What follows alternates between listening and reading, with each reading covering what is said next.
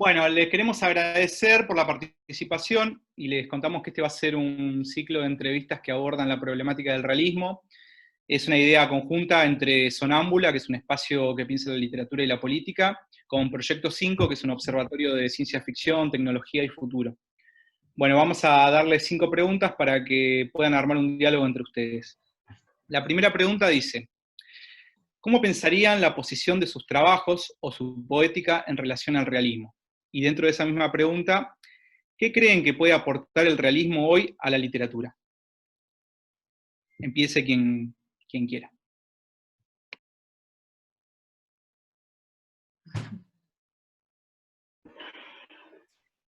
Eh, ¿Cómo era bien la pregunta? Realismo Para que hoy, saque, ¿no? No, había realismo puesto, en nuestra obra.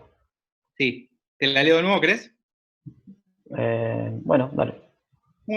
¿Cómo pensarían la posición de sus trabajos o su poética en relación al realismo? Ok, Y después, ¿qué creen que puede aportar el realismo hoy a la literatura? perfecto. No sé, a mí creo que hay un recorrido como hereditario, de alguna manera, de cierto realismo en mi literatura que viene más bien del cine o de autores que están muy ligados al cine, como Martín Reisman, que bueno, justo Martín Reisman no es necesariamente realista, pero que viene como de esa zona, de como una especie de neorrealismo del nuevo cine argentino de los 90, eh, que a mí en ese momento me interesaba mucho y que, bueno, era como un idioma generacional de alguna manera, porque había que contar un poco esa realidad, ¿no? Nueva, bastante nueva. Y, y bueno, y el realismo en esas circunstancias ayuda, me parece, no sé, a conformar algo. O a ver, realismo, no sé, después discutiremos, ¿no? Pero la cosa más referencial, ¿no? Las cuestiones más puramente casi referenciales. Eh, Así que de ahí, sí, me parece que agarré bastante, más que nada en los primeros cuentos. Eh, y después la verdad es que, como todo en la vida, uno se va aburriendo y empecé a tratar ya había un germen como no realista. Me parece que siempre hay un germen no realista en cualquier texto, en cualquier obra literaria que se precie de tal, digamos, ¿no? Al menos bajo mi mirada de lo que es la literatura, me parece que es así, ¿no? Siempre hay un germen de la destrucción de lo que, no sé, uno está como copiando o algo. Eh, una cosa que rompía obviamente con como esas, no sé, premisas o no sé cómo llamarlas del realismo, eh, más que nada de esto que decía de la cosa referencial, ¿no?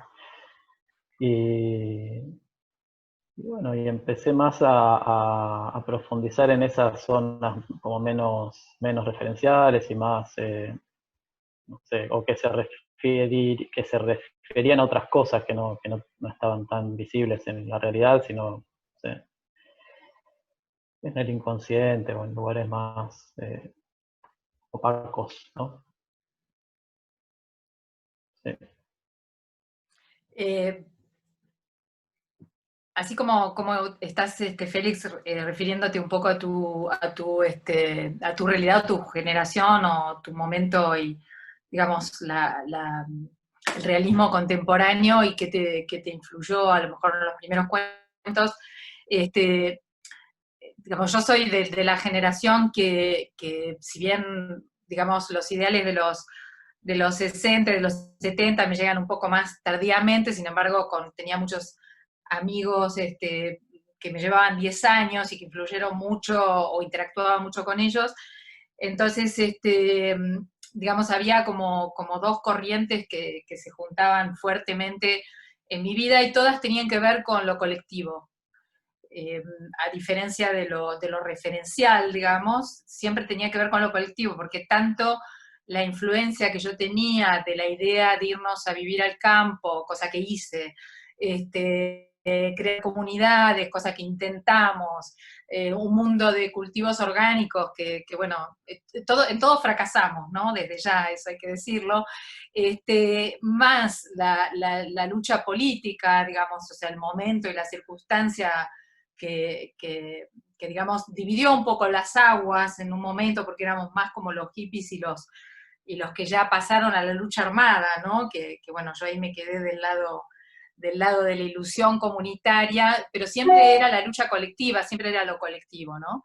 Entonces, digamos, yo desde que, digamos, arranco con la literatura, pienso siempre como digamos, me aporta el realismo como fronteras de un imaginario donde todo sucede a un nivel más global, más ecotopías, distopías biopolíticas, donde de alguna manera se fueron mezclando esa realidad contemporánea, y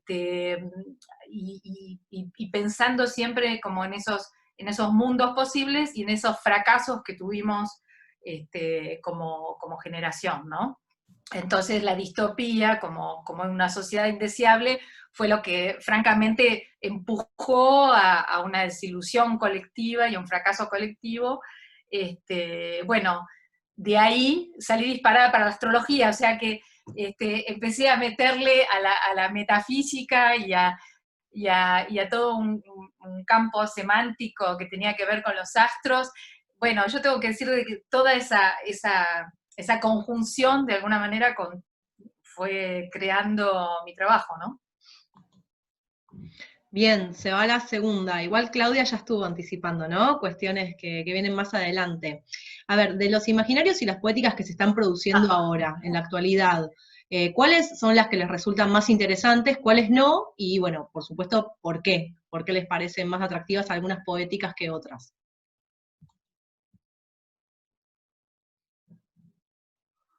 Bueno, seguimos el mismo orden, si te parece, Claudia. No, dale, así ya mantenemos el orden. Excelente. Una comunidad ordenada siempre funciona mejor, ¿no?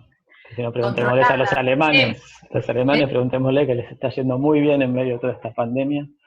Sí. A mí me interesa todo. La verdad es que no tengo tampoco tanto conocimiento de lo que se está produciendo, es bastante inabarcable, ¿no? Me interesa todo, pero volviendo un poco sobre los orígenes, había algo que sí me molestaba mucho en su momento y me sigue molestando, que un poco es la resistencia a la academia, ¿no? O viene de ahí al menos todo eso, que es la cosa críptica, ¿no? Todas las estéticas que se vuelven como un poco legibles, ¿no? O incluso peor, crípticas. Nunca me terminaban de enganchar, ¿no? Como que, no sé, cuando yo leí el grado cero de la escritura dije, bueno, listo, ya está, ¿para qué voy a seguir estudiando si es esto lo que quiero, ¿no? En mi vida, tanto como lector, como escritor, como todo. Esa ilusión me empujó mucho. Y así que, no sé, me interesa, en realidad me interesa todo, también lo críptico y no sé, lo oscuro y demás. Pero me reconozco que me cuesta mucho más leerlo y sentarme a atravesarlo, ¿no? Qué sé yo. No sé, hace un tiempo escuchaba a Tamara Kamenstein en una mesa, en una feria, no, un festival de literatura en Tucumán. Y ella, obviamente lo que voy a decir probablemente esté muy lejos de lo que dijo ella, pero más o menos la idea que me quedó fue que era una mesa sobre las vanguardias, ¿no? Cómo estaban las vanguardias ahora y esos debates, ¿no? Y ella tiraba como esas bombas que tira, donde decía que bueno, y por qué no pensar que justamente ya no, había cuenta que ya no existen más, digamos, las vanguardias quedaron como una zona más de las cosas, las vanguardias históricas, digamos, y demás. ¿Por qué no pensar que que ya fue. O sea que, ¿para qué vamos a hacer incluso literatura? Como si la vanguardia pudiera hacer esa, como si lo, ¿no? O sea, como un poco esa era como la cosa más, ¿por qué no pensar en esa transparencia, esa ilusión de transparencia, y creérnosla y listo, ¿no? Como, bueno, obviamente va a aparecer retórica y literatura ahí, bueno, y otras artes y demás, pero no pensar demasiado en eso, ¿no? Como desprenderse un poco de como de esas cosas, ¿no? Y ser un poco más inconsciente y bueno, no sé, y me parece que es saludable pensarlo así. Y como lector uno medio agradece también cuando las páginas pasan y uno ni se da cuenta que las leyó, ¿no? No sé. Sí, en realidad suscribo a lo que dice Félix, ¿no? O sea, que me parece que la lectura o la escritura muy lejos del autocontrol que por ahí sugería Flaubert, ponerle que es, qué sé yo, que como escritora hay que meterse en el mar, pero solo hasta el ombligo para poder tener un autocontrol de lo que se escribe, ¿no? Y nunca perderlo, y me parece que, bueno, esas son cosas que por supuesto ahora no importan, y está bien que sea así, ¿no? De todos modos, sí, cosas que la verdad que vengo leyendo y que me importan, tal vez puede ser que me haya aumentado el interés en este tiempo, pero que ya venía leyendo, que básicamente es todo Caja Negra, ¿no? O sea, editorial Caja Negra, tiene un montón de propuestas de filósofos, escritores, pensadores, que la verdad que para mí son siempre interesantes.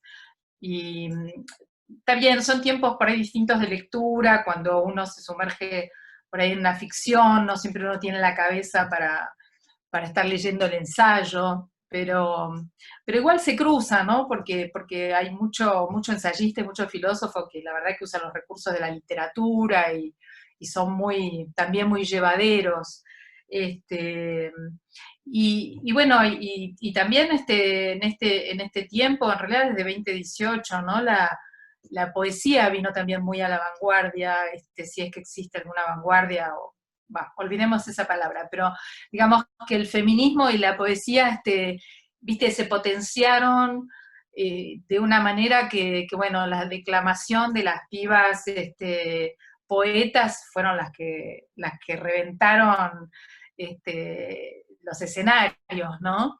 Y esta vuelta poética, y a la vez estoy poniendo el ensayo y Caja Negra, ¿no? Entonces me parece que está todo esto latiendo a la vez, y bueno, es más que interesante.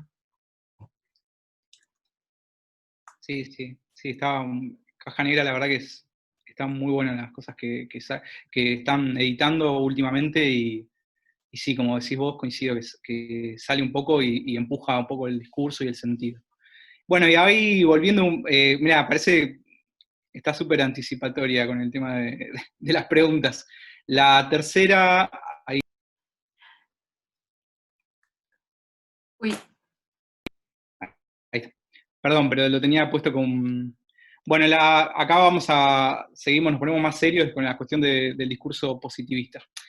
Bueno, la pregunta sería como, sabemos que hay una relación entre el imaginario realista y el discurso positivista de la ciencia. Y les preguntamos, ¿cómo piensan ustedes la relación entre literatura y ciencia, o llegando el caso con los saberes marginales, por ejemplo, la astrología, espiritismo? Bueno, un poco ya ahí, digamos, como tratar como de pensar un poco más eso, lo que ya presentaste un poquito, Claudia. Creo que en este caso te toca a vos, Claudia, empezar porque sos la bueno, especialista en saberes marginales, ¿no? ok. Bueno, me asumo como marginal. En realidad, primero tengo que decir, porque, viste, no se puede decir una cosa sin la otra. En este momento me parece que eso es como un poco la característica de estos tiempos, ¿no? Porque inclinás hacia un lado como si fuera ahora el saber de los nuevos gurúes, que son los médicos, que sería el realismo absoluto, ¿no? La ciencia positiva que nos va a salvar con alguna vacuna y ese discurso. Por otro lado, las teorías conspirativas, absolutamente delirantes, y también ahí en los saberes marginales, la meditación, la astrología, la info que aporta la astrología, ¿no? Es decir, es una demanda también que está apareciendo muy fuerte, que es como, bueno, a ver qué nos puede decir el médico, y cuando aparezca la vacuna nos vamos a salvar, y esto es la palabra santa y absolutamente de la ciencia y del positivismo. Y por otro lado, bueno, si meditamos todos juntos nos vamos a salvar, o contanos de los tránsitos de Saturno-Plutón, Saturno-Plutón que estuvo esta misma conjunción en 1914, en la guerra, en el 47, posguerra. Entonces, ¿cómo podemos asociar límite y vida y muerte y cambio del orden mundial? Y sí, yo creo que ahí hay un saber marginal que digamos, opera, pero que está junto, ¿no? Que está como todo el tiempo interactuando, un saber y otro. A veces se arman como disputas y parece que las ciencias marginales tienen más que aportar que los médicos, por lo tanto decir, no, lo que diga el oficialismo, lo que diga la voz oficial es, nosotros como corderos tenemos que ir hacia allí, actuar y tomar las normas. Y bueno, y después, como decíamos, estos otros saberes. Ahora, en cuanto a mi trabajo en particular, yo tengo que decir que uso muchísimo el campo semántico de la ciencia y el saber de las ciencias, porque cuando uno, digo yo, ¿no? Pero escribe distopías, generalmente, y en particular distopías, recurrís muchísimo al saber científico, decís, bueno, a ver, si yo voy a hablar de los sedimentos en el agua, voy a investigar cuáles son esos sedimentos y si es que el agua renunció a su condición de incolora, y entonces por eso es marrón o porque son sedimentos flotando. Entonces, para dar una cierta veracidad después al delirio que vas a montar sobre eso, recurrís a la ciencia. Bueno, ahora tenemos todo un nuevo campo semántico que estamos incorporando todos, de coronavirus, de la pandemia. Bueno, nuevo campo semántico realista y que veremos cómo se incorpora. Bueno, sí, me parece que así podría decir grosso modo que el realismo, si bien viene acompañado del positivismo, ¿no? En ese momento histórico, todo lo que vienen a ser los saberes marginales o paracientíficos, no sé cómo llamarlos, vienen más a aportar a lo que, o sea, vienen a romper con el realismo, con la ciencia como más positivista, más dura, con otras metodologías, ¿no? Otra ideología también seguramente, y también con el realismo, ¿no? Es decir, no sé, a mí voy a tener una hipótesis medio aventurera que se me acaba de ocurrir, que es esta. Que me parece que el discurso científico positivista, digamos, que puede haber sobrevivido hasta el día de hoy, que sobrevive, en literatura se traduce no ya en realismo, sino más en género, ¿no? En algunos géneros. No sé, pienso en, no sé, novelas como, no sé, de este tipo de destrucción destruye el mundo, ¿no? Y bestsellers, ¿no? Incluso ciencia ficción, ¿no? Creo que me parece que la ciencia empezó a aportarle más a los géneros que a lo que fue quedando de la literatura más realista, más referencial, ¿no? Y creo que incluso la literatura realista más referencial se fue como apropiando más de estos otros saberes, ¿no? Que son en realidad los que nos rodean como más habitualmente, creo, los más cotidianos. Porque es verdad que el discurso científico quedó en una esfera medio difícil, ¿no? Medio inaccesible para muchísima gente. Y no sé, creo que la literatura realista eligió más ser no realista de alguna manera. No sé, es un poco confuso lo que estoy diciendo, pero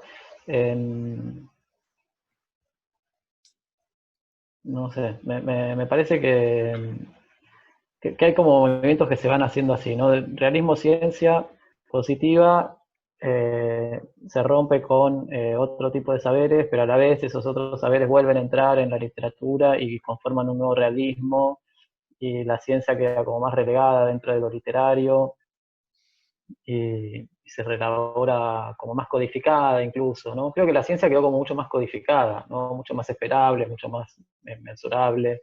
Entonces perdió efecto literario, por eso que quedó más como en los géneros, digo yo, ¿no? Eh, entonces, para la literatura, incluso para la literatura realista, queda, queda todo lo demás, digamos, que es una zona más de exploración todavía, ¿no? Eh, no tan cuantificable, no tan medible. No sé, me resultaría insoportable una novela sobre el coronavirus o esas cosas. No sé cómo sería, ¿no? Ya va a Pero, salir igual. En términos médicos, en términos de ciencia, ¿no? En términos del héroe es, no sé, Kant, Pedro Kant, ¿me entendés? Es claro.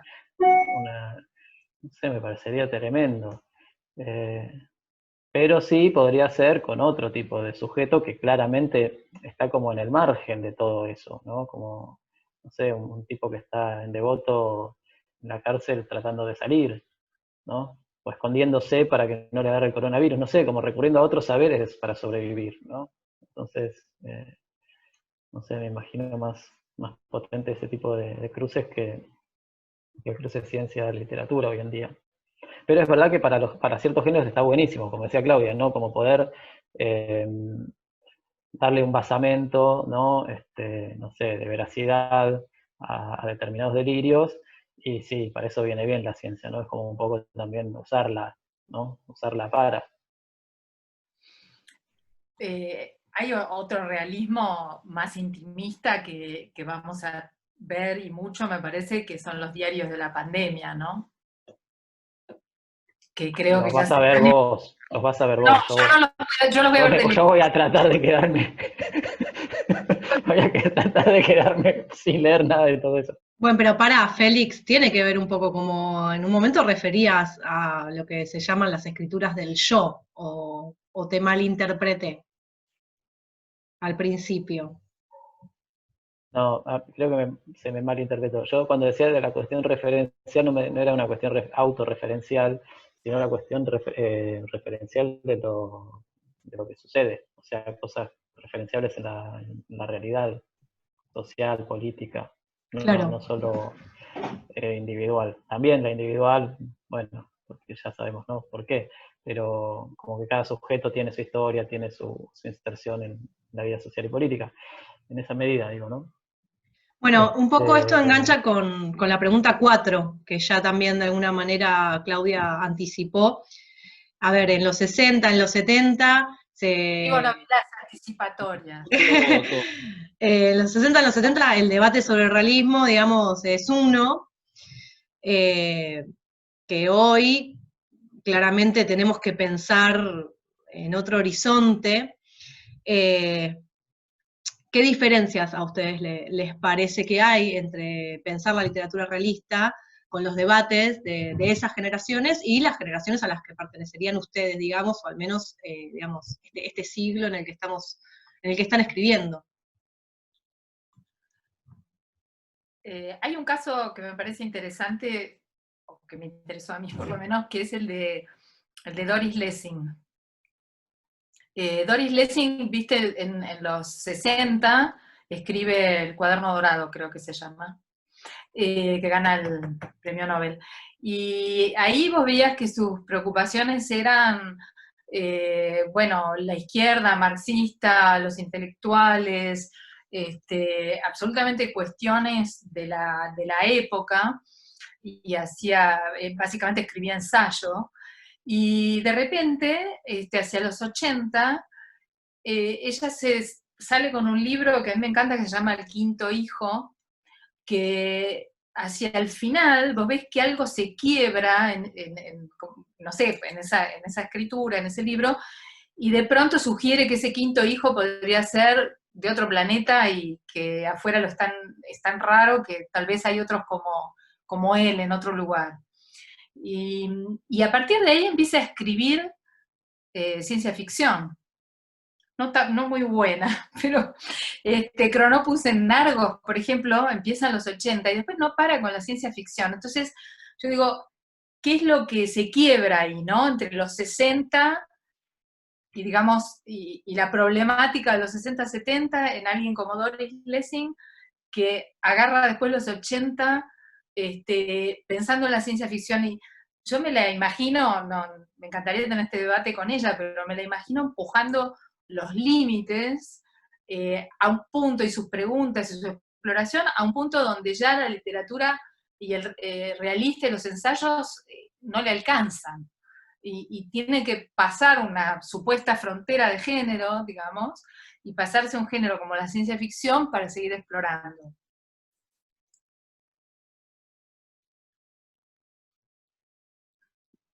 No sé, no estoy muy al tanto de, bueno, sí, más o menos, o sea, no podría ser muy claro, específico con los debates sobre el realismo en distintos momentos históricos, no sé qué decir, pero me parece que hay algo, me parece que hubo una especie de vuelta al realismo, ¿no?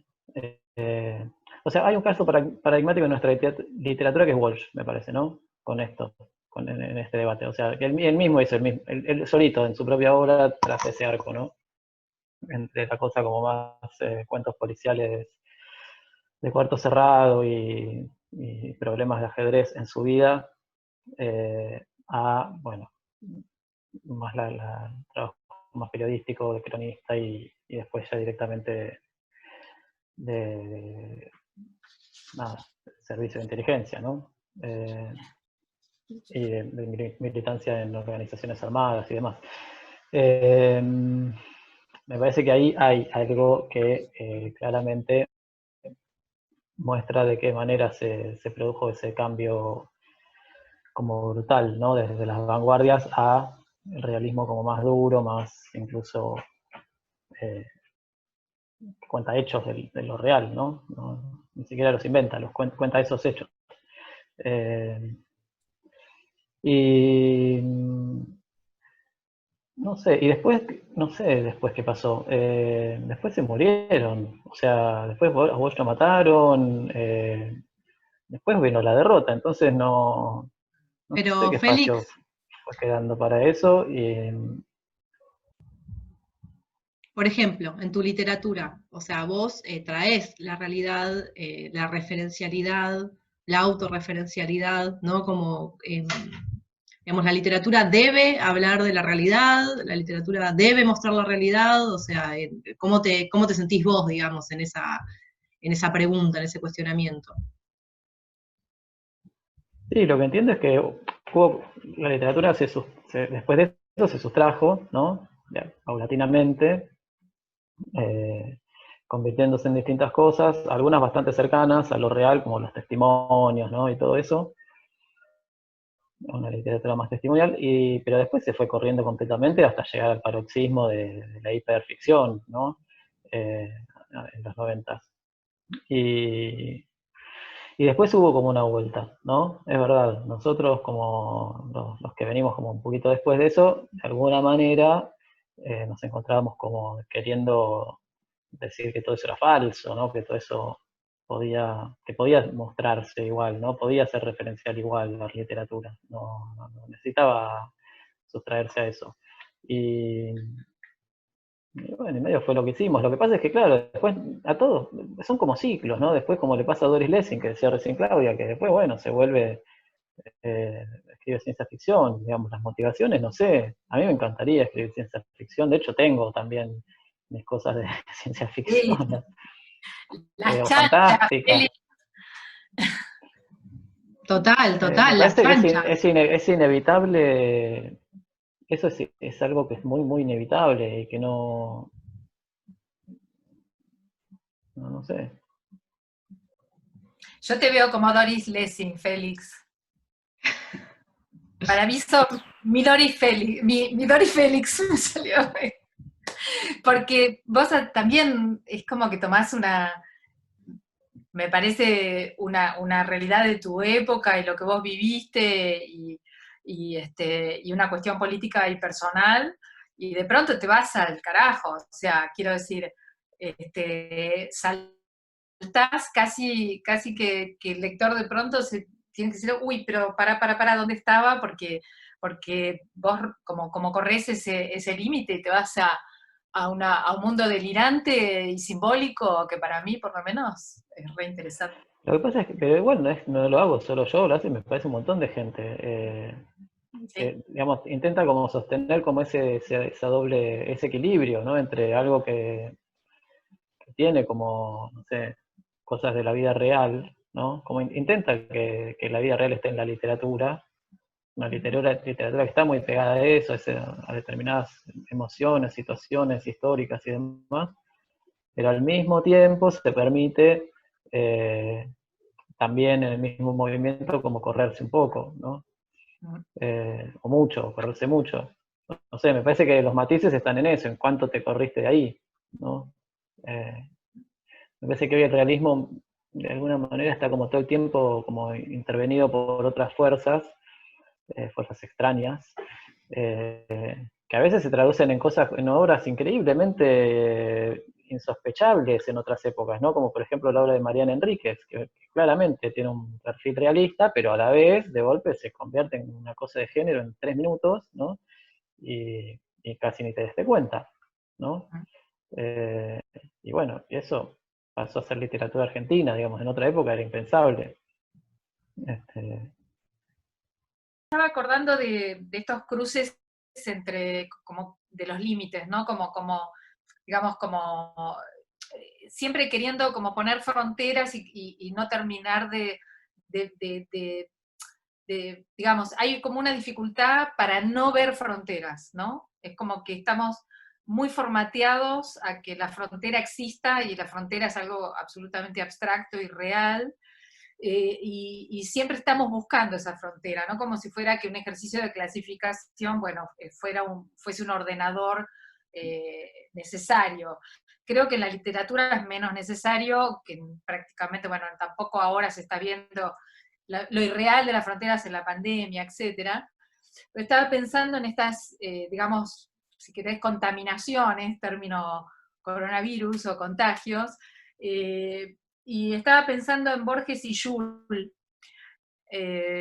Pienso en ellos porque es algo que abordo desde la astrología también, pero estaba pensando que cuando Borges conoce a Jules, él todavía se quería desprender de la gauchesca, y en el sentido, vuelvo al tema del realismo, como también una visión costumbrista, ¿no? En la literatura. Se quería despegar de la gauchesca, pero estaba súper atado todavía al barrio, a los cuchilleros, a las calles, ¿no? No había atravesado la frontera que después aparentemente atraviesa, y eso sucede de la mano de Jules en realidad, ¿no? Porque Jules era bueno, no sé si ustedes saben quién era Aleister Crowley, pero era un personaje que fue muy popular en Inglaterra, incluso está en uno de los discos, en la tapa de uno de los discos de los Beatles, representado, lo llamaban la bestia, y era el ocultista inglés más importante a principios de 1900 y en realidad hasta los 60. Y Jules va y hace para él, realiza una serie de visiones que le pide a Aleister Crowley, y Aleister Crowley declara que Jules era el mejor visionario que había tenido nunca en la vida, o sea, era un tipo que realmente era medium. Bueno, ¿cómo te explicás la relación de 24 años entre Borges y Jules, no? Y cómo se contaminan uno al otro. Y bueno, Tlön es Jules, ¿no? Claramente es ese planeta, y es el genio que está por detrás de todos los saberes de ese planeta, incluso utilizan un sistema duodecimal que implementa Jules y todo, y Borges se vuelve, digamos, famoso o adquiere un conocimiento muy importante a partir de Tlön y en 1940, y es un despegue impresionante. Igual Jules siempre decía Borges siempre decía que él no alcanzaba a tener el éxito, el estado de éxtasis que veía en su amigo, o en Swedenborg, por ejemplo, a quienes admiraba, y que era como una frustración para él no llegar nunca a ese estado de visionario que veía en su amigo. Sin embargo, bueno, eso lo estimula al Borges que después, bueno, tenemos para la literatura, ¿no? Digo, es un ejemplo de bordes y fronteras. Continuaba con lo de Mariana Enríquez que decía Félix, ¿no? Sí, está bueno. Yo pensaba esta idea un poco que están hablando de las transiciones, digamos, cómo hay digamos, entre lo fantástico y lo realista, digamos, trayendo lo que decía Félix de Walsh, pensaba también en Westergel, digamos, hay algo también desde lo fantástico a una cuestión más política, digamos, que hay algo, bueno, son contemporáneos, ¿no? Eh, buenísimo lo que dicen. Bueno, y pensando esto, y no, sin ánimos de pedirles que sean oráculos ni nada, digamos, les pregunto, a ver, ¿cómo y desde dónde la literatura puede ayudar a pensar este contexto de irrealidad en el que vivimos una pandemia mundial y más en un mes, aún ya cuando pasamos más de un mes de encierro ya? Hable quien le parezca.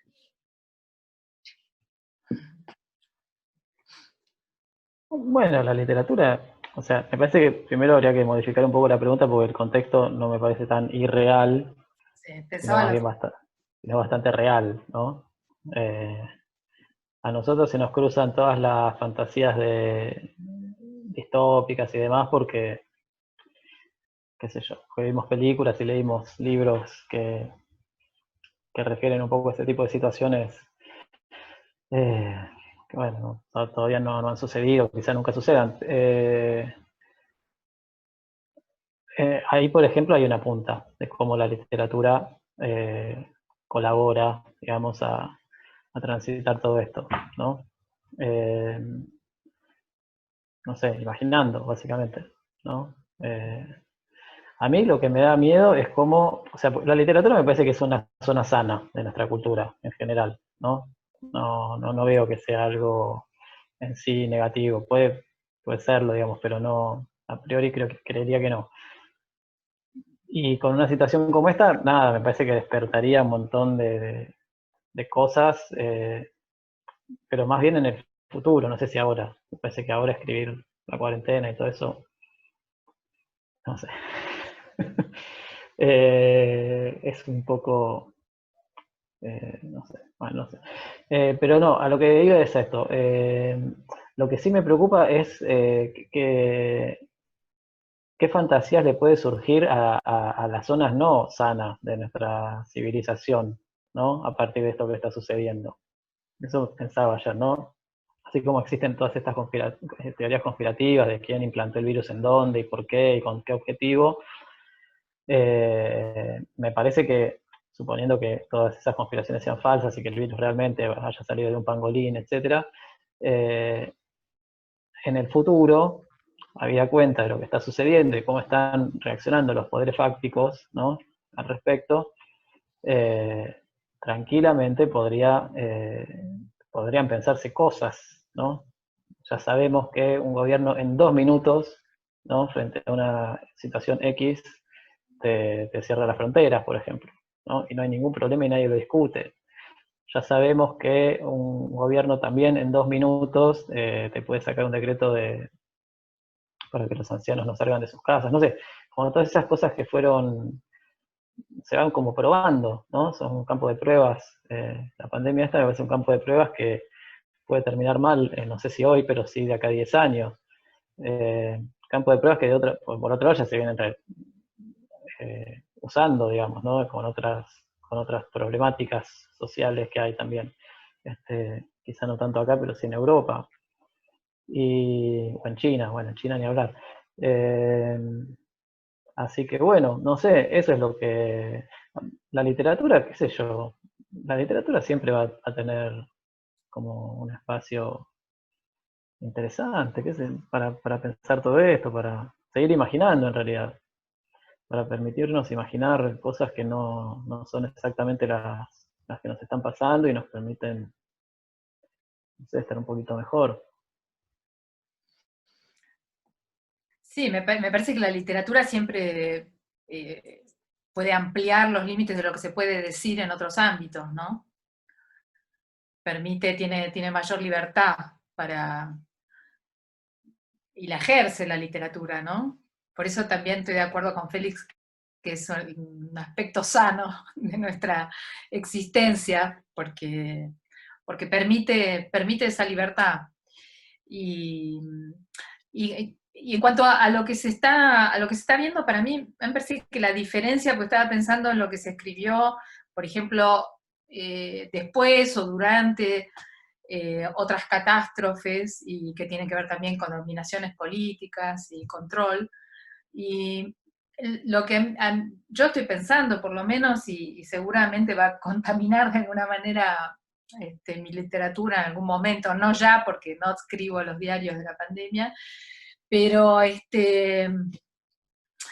que a diferencia qué sé yo, por tomar un ejemplo, no sé, la Segunda Guerra estaban como los malos y los buenos, ¿no? O en el Holocausto, justamente situándonos ahí, estaban como los malos y los buenos, y se pudo pensar y juzgar y pensar en los malos y los buenos en la dictadura, más allá de que haya algún imbécil que lo cuestione, ¿no? Pero también están los malos y los buenos, o por lo menos los que el control del Estado podemos significar como los malos en términos binarios, lo pongo a propósito de una forma muy simple.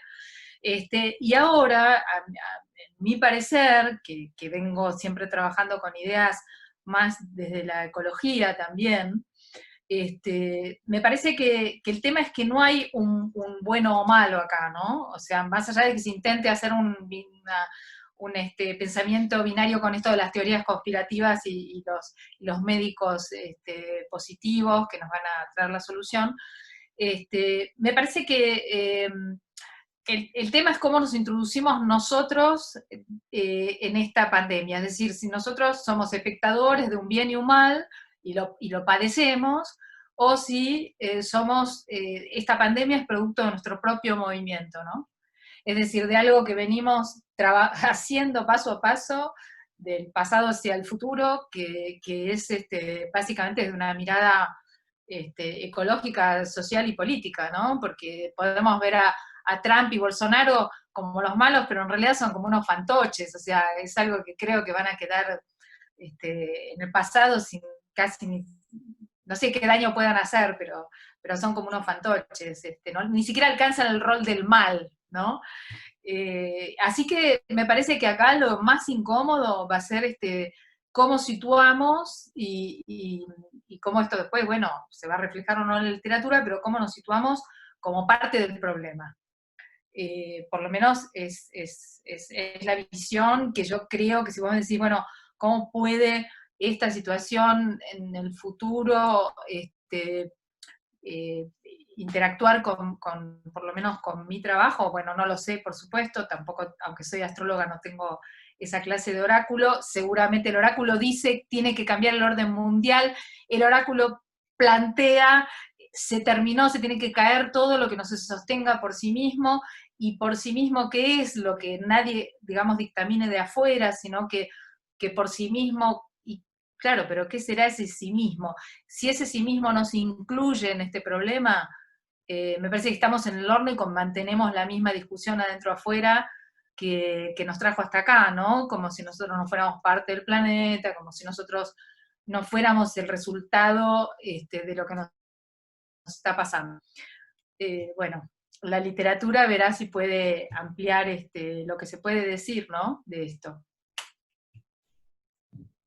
Me Sí, encanta, me encanta la idea de Félix de la zona sana, ¿no? De la literatura, y me parece que de lo que vos decís, Claudia, se desprende que probablemente haya nuevas formas de pensar la utopía, ¿no? Sí. Sí, yo pensaba un poco también, digamos, volviendo a lo que decía Claudia de Caja Negra, digamos, ahí tenemos autores como Fisher, ¿no? Que están siempre ahí como pensando en los mundos posibles, un poco que podría entrar como en el debate de la pregunta 5 que estamos hablando sobre cómo pensar esto. Así que bueno, nada, está bueno. Da como para seguir como... Sí, no, lo que es cierto que la utopía, yo creo que va a ser va a reverdecer la utopía porque me parece que es muy humano eso, que es una necesidad humana. Bien, bueno, les agradecemos un montón desde Cinco y desde Sonámbula que hayan participado de estas preguntas sobre y en torno al realismo, y como surgió espontáneamente en la entrevista que hicimos la semana pasada, nos parecía una buena forma de terminar que nos recomienden alguna película o libro, podría ser, para pasar esta cuarentena. ¿Valen distopías, valen utopías? Sobre todo. Mm. No, yo no quiero recomendar nada porque sé que nadie puede leer ni ver ninguna película. Igual No, acabo de ver una que se llama Pabellón 4, muy recomendable. Ahí está, Es un ¿viste? documental sí, está librado como buena parte de las cosas que hay por ahí dando vueltas. sí, yo estoy justo ahora leyendo y casi terminando un libro que me mandó Eric Geron, no sé si de Barba de Abejas, ¿lo conocen? Yo lo conocía como editor, no lo conocía como escritor, y es una distopía y con un final que remonta hacia la utopía, y la verdad que me gustó mucho. Así que no, como me lo mandó en PDF, no puedo decir, tendría que haberlo investigado si está o no publicado y si está circulando. Pero en todo caso, si no salió, seguramente va a salir, va a ver la luz, y recomiendo entonces a Eric y su trabajo, ¿no? Que me parece nuevo para mí y muy interesante. Buenísimo. Muchas gracias. Bueno, gente, muchas gracias.